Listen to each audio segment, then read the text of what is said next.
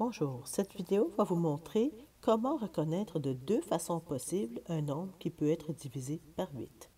Un critère assez simple est de regarder le nombre formé par les trois derniers chiffres. Si on prend par exemple 14 808, on regarde le nombre formé par les trois derniers chiffres, soit 808. Si ce nombre-là est divisible par 8, alors tout le nombre est divisible par 8. Comme 808 se divise assez bien par 8 pour donner 101, on sait que 14 808 est divisible par 8. Qu'est-ce qui arrive par contre si on a un nombre pour lequel c'est moins évident? Par exemple, 54 546.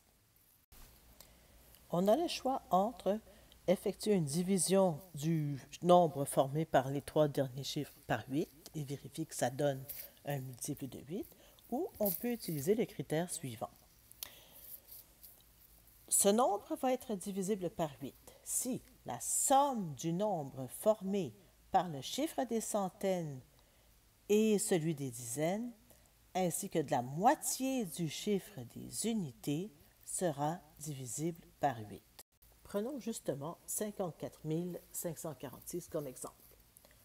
Le nombre formé par le chiffre des centaines et le chiffre des dizaines est 54.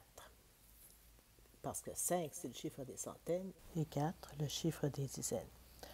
On additionne donc le nombre 54 à la moitié de 6, qui est le chiffre des unités, et cela donne 54 plus 3 égale 57.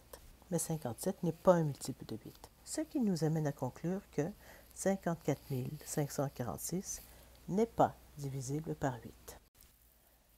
Merci d'avoir écouté la vidéo et bon calcul!